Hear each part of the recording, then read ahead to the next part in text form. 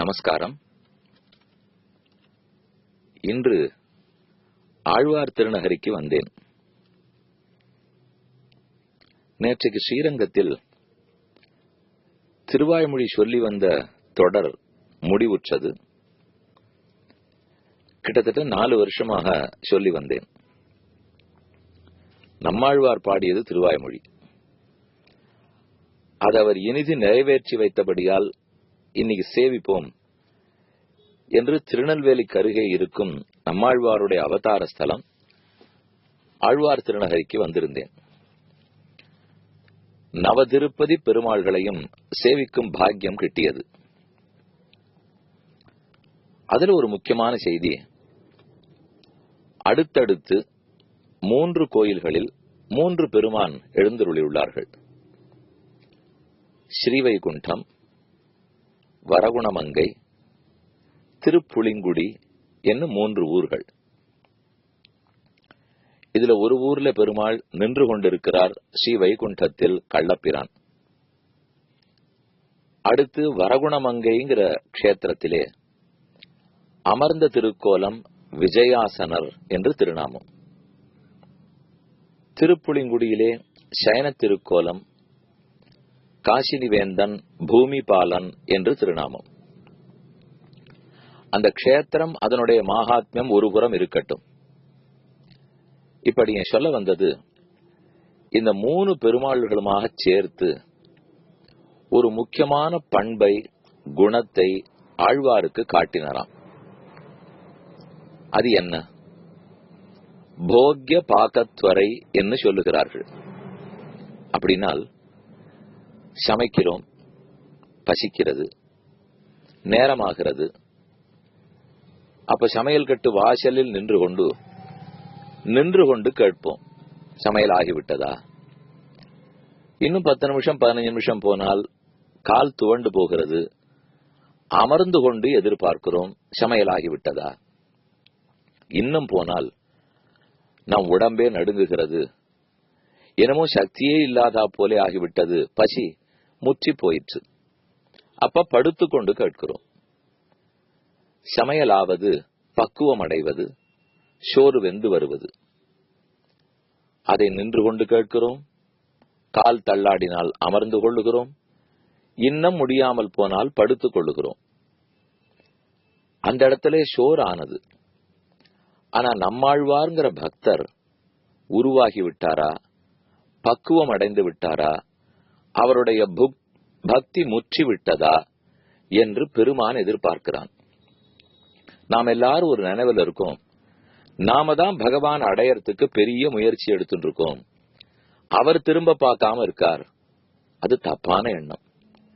நமக்கு பகவானை தெரிந்ததே கொஞ்சம் ஆண்டுகளாகத்தானே. ஆனா அனாதி காலமாக நமக்கும் அவனுக்கும் இருக்கிற தொடர்பு நமக்கு தெரியாத போதும் அவருக்கு தெரியும். இவன் எப்போது திருந்தி வருவான், எப்ப பக்தியில் பரிபக்குவம் அடைவான் என்பதற்காக எத்தனையோ முயற்சிகளை பகவான் எடுத்து வருகிறார். அதனால நாம் முயல்வதை காட்டிலும் அவன் முயற்சி தான் பெரியது. ஒவ்வொரு ஜீவனும் பகவானுக்கு உணவு, அன்னம்னு சொல்லுகிறோம். அன்னத்தை பத்தி உபனிஷத்து சொல்லும் போது அகம் அன்னம் அகம் அன்னம் அகம் அன்னம், இறைவா அடியேன் உனக்கு உணவாக இருக்கிறேன், என்னை நீ அனுபவிக்க வேண்டும். நாம பெருமாளை சேவிச்சோம், நாம் அவர் அனுபவித்தோங்கிறது முக்கியம் இல்லை, அவர் நம்மை கண்டார், நம்மை கட்டாட்சித்தார்ங்கிறது முக்கியம். அதுதான் இப்ப நம்மாழ்வார் இடத்துல இந்த 3 பெருமாளும் பண்ணாராம். ஸ்ரீ வைகுண்டத்திலே நின்று கொண்டு ஆழ்வார்ங்கிற அன்னம் உணவு பக்குவமாகிவிட்டாரா என்று பார்த்தார். இன்னும் நேரம் பிடித்தது. அதனாலே வரகுணமங்கையிலே அமர்ந்து விட்டார். கால் தள்ளாடிற்றோ, கண்கள் தான் சுருகி போயிற்றோ, அத்தோடு நம்மாழ்வார் பக்குவம் அடைந்தாரான்னு எதிர்பார்த்தார். மேலும் முடியவில்லை. அதனால் திருப்புளிங்குடியிலே சயனித்து விட்டார். 2 நாச்சியார்கள் தன் திருவடிகளை வருட அற்புத திருக்கோலத்தில் சயன திருக்கோலத்தில் உள்ளார். புளிங்குடி கிடந்து வரகுணமங்கை இருந்து வைகுந்தத்துள் நின்று தெளிந்த வெஞ்சிந்தை அகங்கழியாதே என்னையாழ்வா எனக்கருளி நளிர்ந்த சீருலகம் மூன்னுடன் வியப்ப நாங்கள் கூத்தாடி நின்னார்ப்ப பளிங்கு சீர்முகிலின் பவடன் போல் கனிவாய் சிவப்பனி வாராயே என்ன ஆழ்வாருடைய பாடல். அப்ப இந்த 3 பெருமானும் நம்மாழ்வாரிடத்துல என்ன எதிர்பார்த்தார்? பக்தன் பக்குவம் அடைந்து விட்டானா, அதற்காக தான் யாருங்கிறத கூட மறந்து காத்து கொண்டு நின்னும் இருந்தும் கிடந்தும் என்ன எதிர்பார்ப்பு பெருமானுக்குத்தான். அப்ப நாம புரிஞ்சுக்க வேண்டியது, நம்ம கிட்டையும் இத ஒவ்வொருத்தரட்டையும் பகவான் எதிர்பார்க்கிறார். நாம பக்குவம் அடைஞ்சுட்டோமா, பக்தியில் முன்னேற்றம் அடைகிறோமா என்று எதிர்பார்க்கிறார். நம்மளுக்காக ஒருத்தர் காத்துட்டு இருக்கா, கூப்பிட்டுட்டே இருக்கா, ரொம்ப நாளா பத்திரிகை அனுப்பிச்சுட்டு இருக்காருனால் அதுக்காகவான்னு திரும்பி பார்ப்போம். கண்டிப்பா போயிட்டு வருவோம். தொந்தரவு பண்ணி கூப்பிட்டாள்னா கண்டிப்பா போவோம். அதை விட அதிக தொந்தரவு பகவான் பண்ணி கொண்டுதான் இருக்கிறார். எத்தனை ஊர்ல என்னென்ன திருக்கோலத்தில் இருக்கிறாரோ எல்லாம் நமக்காக காத்து கொண்டிருக்கும் திருக்கோலம். அவர் நமக்காக காத்துட்டு இருக்காருன்னு தெரிந்தாலே ஒரு புது உத்வேகம் நம்ம மனசுல வரலே. நம்ம யாரும் மதிக்கிறதே இல்ல சுவாமி. உலகத்திலே நாம நொந்துக்கிறது உண்டு.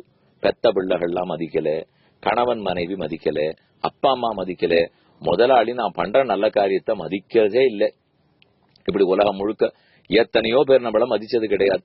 ஆனா நம்மளை எப்போதும் மதித்து நாம் எப்ப வருவோம்னு காத்திருப்பவன் தான் இறைவன். அப்ப நம்மள மதிச்சு ஒருத்தர் பேசுறதுக்கு காத்துட்டு இருக்கிறச்சே, ஏன் மதிப்பில்லாதவர்களோட நாம நம்மள மதிக்காதவர்களோடு ஏன் நேரம் செலவழிக்க வேண்டும்? நம்ம மதிக்கிறதுக்கு காத்துட்டு இருக்கார் ஒருத்தர், எப்ப வருவோம்னு எதிர்பார்த்து கொண்டிருக்கிறார். அந்த குணத்தை தான் போக்ய பாக துவரை. துவரையினால் துடிப்பு, வேகம், ஆர்வம், பாகம் பக்குவம் அடைகிறது. போக்யம் அன்னம், அன்னம் பக்குவம் அடைந்ததான்னு பார்க்கிற துடிப்பில் இந்த 3 திவ்யதேச பெருமான் இருக்கார். கோவில், திவ்யதேசம், க்ஷேத்திரம், மகாத்மியம்ங்கிறது வேற. ஆனா அதற்குள் பொதிந்து கிடக்கும் கருத்து ரொம்ப முக்கியம். இப்போ நம்ம ஒத்தொத்தரும் பக்குவம் அடைந்து அவர் அடையணும் என்று அவர் எதிர்பார்த்திருக்கிறார். எப்பேற்பட்டவர் நம்ம கிட்ட எதிர்பார்க்கிறார்னு தோணச்சே, தானே நம்ம மனம் அவரை நோக்கித்தானே ஓடியாக வேண்டும். ஓடட்டும். ஆடியோ பிராட்காஸ்டை உங்களுக்காக வழங்குபவர் ஸ்ரீ வேலுக்குடி கிருஷ்ணன் சுவாமி. இந்த ஆடியோ பிராட்காஸ்டை தினமும் உங்கள் மொபைலில் பெற முதலில் 9443219021 என்ற எண்ணை உங்கள் மொபைலில் சேவ் செய்யவும். பிறகு இந்த எண்ணிற்கு ஒரு வாட்ஸ்அப் மெசேஜ் அனுப்பவும். தினந்தோறும் இந்த ஆடியோ பிராட்காஸ்டை கேட்டு மகிழவும்.